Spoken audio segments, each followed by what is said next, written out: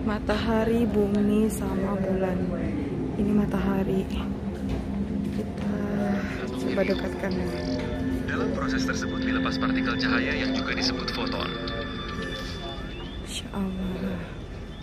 Sekitar 600 juta ton hidrogen diubah menjadi 596 juta ton helium per detik. 4 juta ton yang tersisa adalah energi yang dipancarkan oleh matahari sebagai cahaya. Api semua ini guys.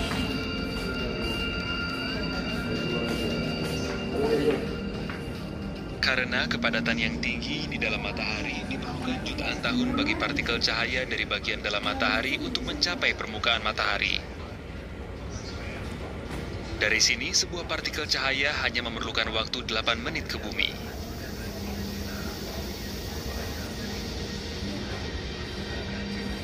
Hampir segala sesuatu digerakkan oleh tenaga matahari Ini di bumi bulan. kita. Cuaca, fotosintesis, bahkan bahan bakar fosil dapat dianggap sebagai energi matahari yang tersimpan. Terdiri dari sel-sel individu. Segenap cahaya matahari yang dapat kita lihat dengan mata telanjang dipancarkan ini oleh masih lapisan matahari. luarnya, fotosfer. Umbra umbra temperatur dari 500 Celcius. Umbra Permukaan matahari.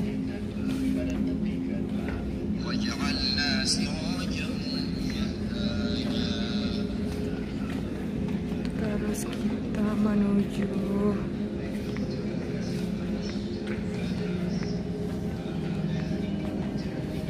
ini masih matahari, erupsi matahari.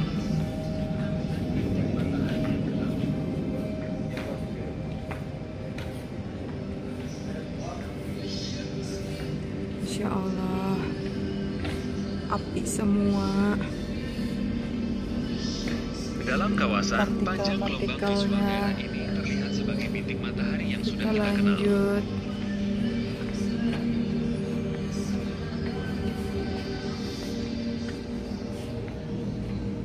لا الشمس ينبغي لها أن تدرك القمر ولا الليل سابق النهار وكل في فلك يسبحون.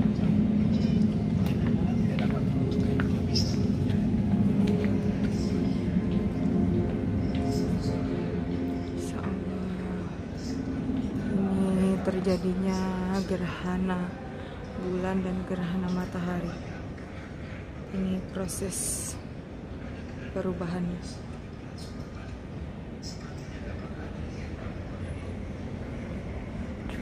Kita menuju bumi. Ini bumi. Insya Allah. Yang gunung berapi aktif dan gempa bumi, maka kawasan ini disebut lempeng tektonik, cincin api Pasifik. Dewasa ini, para pakar geologi dapat menentukan berdasarkan sejarah ciri pegunungan yang serupa dan penemuan fosil di berbagai benua secara cukup akurat Ini bumi. bagaimana mereka dulu terbentuk. Sekitar 250 juta tahun yang lalu, seluruh daratan bersatu dalam sebuah benua besar. Allah. Benua ini disebut Pangaea.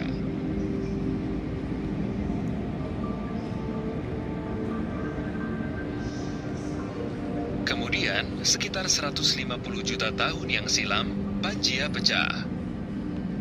Amerika Utara dan Eurasia berpisah dari Amerika Selatan dan Afrika. Dan sejumlah besar daratan melepaskan diri dari Afrika, yang antara lain membentuk Antartika, India, dan Australia.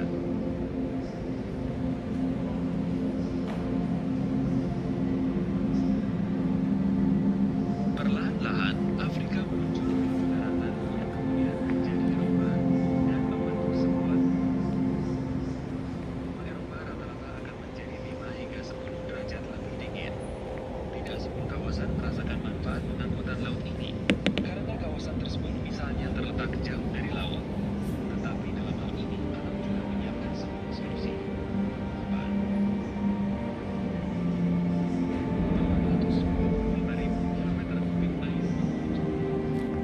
bulan. Masya Allah.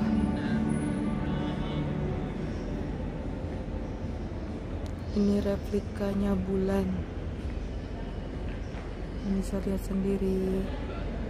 Ini kalau dari dekat kayak gini, ya Allah, Masya Allah. Jarak antara bulan dan bumi hampir 400.000 kilometer. Jadi, lebih daripada 30 kali diameter bumi. Bulan. Dibandingkan dengan bumi, bulan tampak jauh lebih kecil. Garis tengahnya berukuran sedikit lebih besar dari seperempatnya. Ini replikanya. Orang dapat Masya membedakan Allah. dua jenis pemandangan di bulan, yang penuh dengan kawah dan dataran tinggi yang cerah, serta dataran berbentuk melingkar yang lebih gelap, yang disebut juga mare. Laut bulan ini terdiri dari lava mendingin yang 4 miliar tahun silam mengalir ke atas dari bagian dalamnya Ya Allah. dan membentuk 1/6 dari permukaan bulan. Dalam hal Astagfirullah. topografi, bulan dapat bersaing dengan bumi, sebab perbandingan tingginya mirip sekali. Titik tertinggi mencapai sekitar 11.000 meter di atas radius bulan. Globe bulan Ini ini replika dibuat orang yang berdasarkan mendarat di pemetaan bulan. ketinggian yang paling mutakhir Masya pada Allah. saat ini. Cahayanya menyimulasikan sinar matahari secara realistis, sehingga يسألونك Apollo, perjalanan ke bulan oleh NASA Amerika Serikat, telah mengukir sejarah ilmu pengetahuan dan umat manusia. Pada tahun 1900, يسألونك عن الأهلة قل هي مواقيت للناس والحج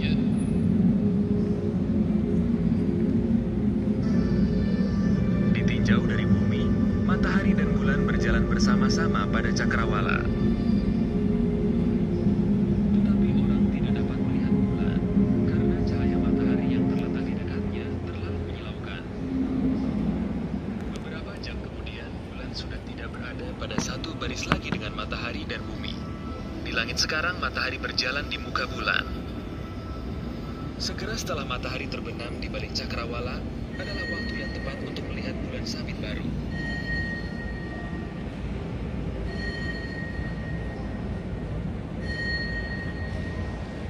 Seringkali hanya tinggal beberapa menit untuk itu.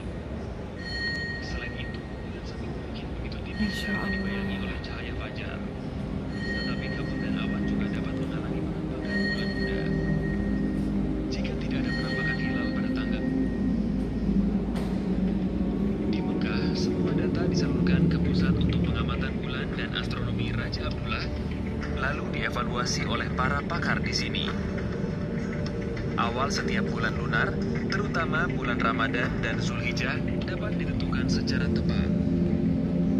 Sebuah jaringan internasional untuk pengamatan bulan bagi umat والقمر قدرناه منازل حتى عاد كالعرجون القديم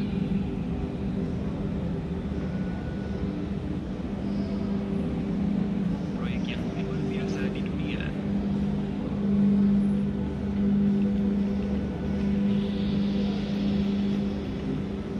Sebuah jaringan teleskop bisa antero dunia untuk mengamati bulan. Bahkan lantainya sendiri Di Arab dibuat Saudi sendiri terdapat 5 teleskop. semirip mungkin kayak kita berada di bulan. Bani Malik.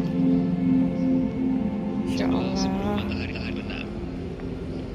Akhirnya bulan يسألونك عن Masya Allah.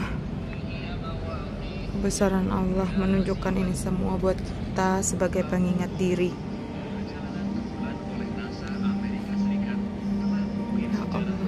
pengetahuan dan umat manusia. Pada tahun Reconnaissance Orbiter bulan adalah وجعل القمر فيهن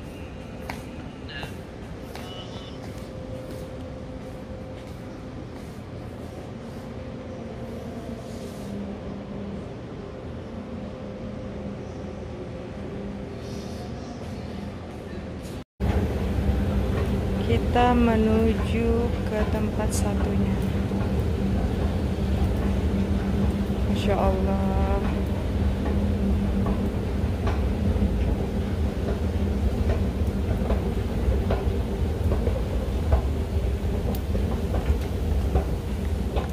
والذي جعل الشمس ضياء والقمر وقدره منازل لتعلموا عدد السنين والحساب ما خلق الله ذلك إلا بالحق يفصل Ini الآيات hitungan bulan يعلم Ramadan, Syawal, Dzulhijjah Januari, Dzulhijjah Februari, Muharram Maret, bulan Safar April, Di Mekah, pada 2 hari yang berbeda dalam setahun, matahari Mei, berada Rabiul tepat di Awal. atas Ka'bah di zenit pada siang hari. Sebagaimana dapat Anda Rabiul lihat pada bola Awal, dunia, Juni, maka pada paruh siang di bumi, Jumadil Awal, letak kiblat Juli, bertentangan dengan bayangannya sendiri. Agustus, Yang tidak tampak pada bola dunia Jumadil adalah kutub yang Awal, berlawanan dengan Ka'bah, yaitu titik di seberang yang September, terletak pada Rajab, sisi lain di bumi di Pasifik Selatan. Oktober, Juga Saban. di situ 2 kali dalam setahun matahari berada di zenit pada siang hari. Arah bayangan kita sendiri di mana-mana menuju ke arah Ka'bah pada paruh siang di bumi.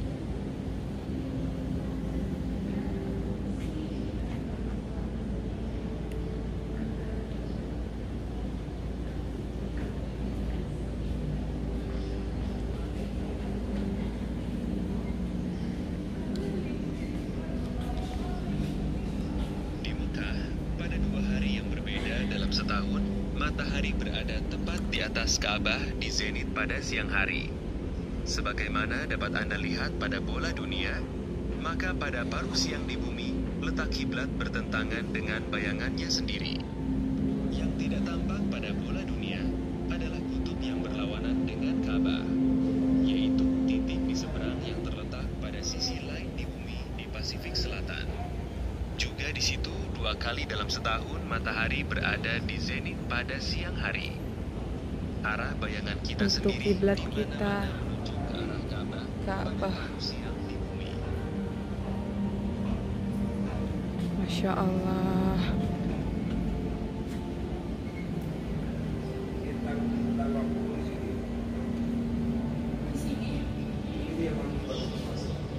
Penentuan kiblat. Kiblat buat kita sholat untuk yang beragama Muslim. Ini apa? Oh, ini waktu fajar. أقم الصلاة لدلوك الشمس إلى غسق الليل وقرآن الفجر إن قرآن الفجر كان مشهودا Penentuan waktu sholat di tiap negara. Ini Matahari waktu mencapai titik zuhur. puncaknya di dan mulai menurun lagi. Pada saat ini bayangan batang Ini vertikal matahari. mulai tumbuh lagi. Penentuan waktu untuk sholat zuhur. Waktu untuk sholat zuhur berakhir dengan dimulainya sholat asar. Ini untuk sholat asar. Ajat.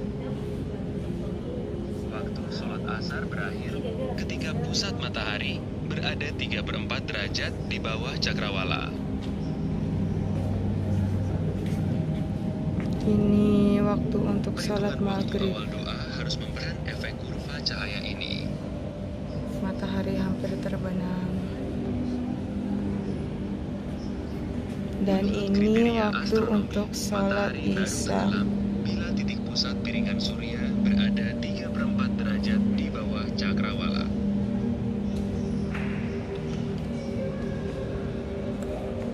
Waktu sholat maghrib berakhir ketika senja berakhir. Masya Allah. ألم تر أن الله Peralatan ilmiah paling hebat di zaman kuno dan abad pertengahan adalah astrolabe. Alat ini merupakan gambaran dua dimensi dari langit, dengan mana posisi dan waktu dalam astronomi bisa ditentukan. Pada Masya tepi Allah. yang ditinggikan dari sebuah pelat dasar Ini terdapat skala waktu bentuknya dalam kayak jam. dan skala sudut. Ke dalam pelat dasar Alat ini penentu diletakkan waktu sebuah pada piringan zaman dengan dulu. koordinat cakrawala situs yang diobservasi. Di poros Masya tengah di Allah. atasnya dipasang sebuah rete yang dapat berputar. Apa yang masih kita temukan sudah pada abad 3 Hijriah atau abad 9 Masehi. Ini semua Arab dapat penentu waktu pada zaman dulu. yang rinci. Masya Beberapa di antara Allah. peta itu bahkan juga menunjukkan ciri-ciri topografi. Pada masa itu, Khalif Al-Ma'mun memerintahkan untuk mengukur bumi dengan batu. Jam matahari sudah digunakan ribuan tahun yang lalu. Dalam hampir semua kebudayaan, jam matahari merupakan alat pengukur waktu yang pertama. Prinsip yang digunakannya Kayak relatif kompas. sederhana. Sebuah batang yang ditancapkan secara vertikal di tanah memproyeksi bayangan antara matahari terbit dan terbenam. Karena dalam perjalanan waktu tersebut matahari berubah, baik posisi ketinggiannya di cakrawala maupun arahnya di langit, bayangannya dapat digunakan untuk menentukan waktu dalam dua cara.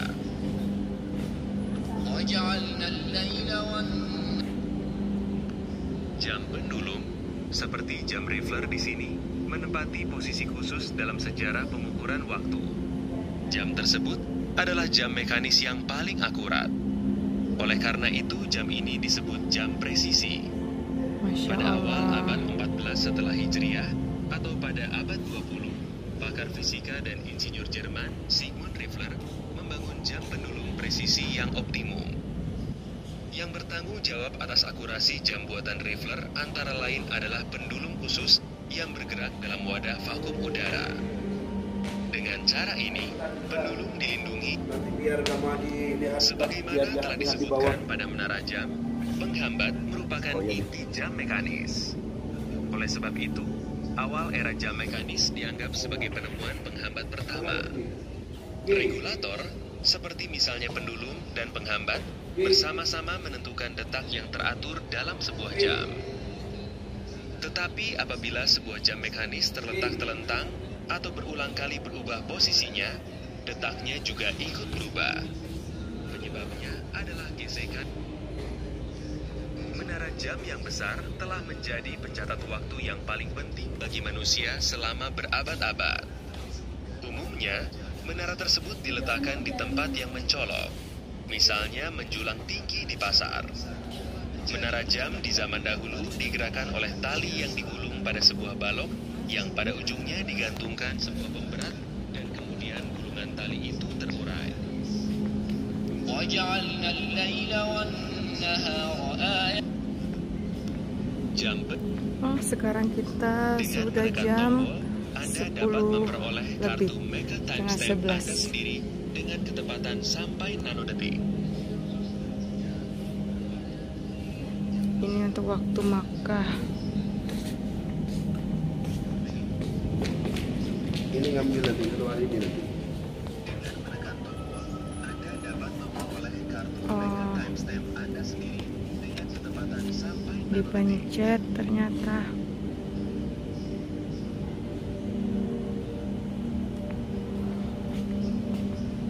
Lembaga Waktu Mekah yang juga berada di bawah Pusat Pengamatan Bulan dan Astronomi Raja Abdullah merealisasikan Waktu Mekah. Untuk tujuan ini, pusat itu mengoperasikan beberapa jam atom semacam ini guna menghasilkan waktu dasar yang diperlukan. Dengan demikian, kantor internasional untuk ukuran dan berat di Paris yang ditugaskan Ini untuk jam dan menyebarluaskan referensi kita waktu sekarang. yang berlaku di seluruh dunia Insya juga memperoleh Allah. waktu standar dari Mekah. Lembaga Waktu Mekah dengan cara ini memberikan kontribusi kepada UTC dalam jaringan global dengan lebih Insya dari Allah. 300 buah jam atom pada lebih dari 60 lembaga waktu. Jam atom yang juga disebut jam cesium وله من في السماوات kita menuju ke bawah tempat kubah-kubah masjid. Masya Allah, ini museum. Masya Allah,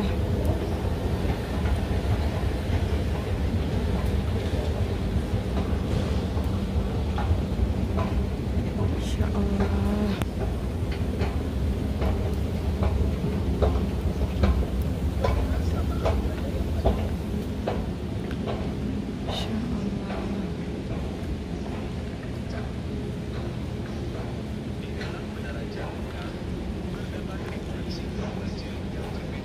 Besarnya, fungsinya adalah menahan struktur baja, simbol yang paling besar.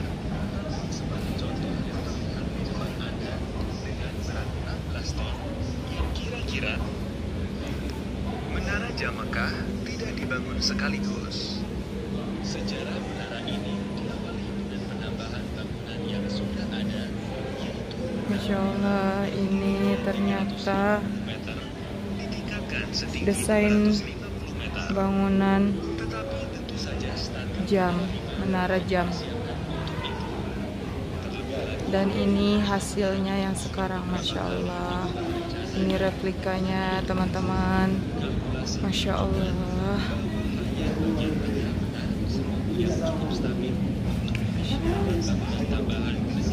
Ini tempat air jam-jam.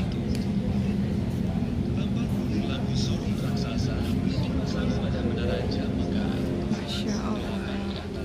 Dan ini yang sekarang ada di bangunan. Ini dalam menara tower jamnya. Masya Allah, sekitar 100 lebih 162. Masya Allah.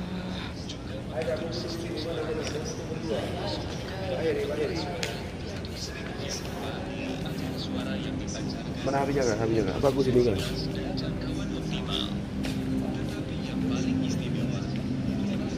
Ini puncak Kubah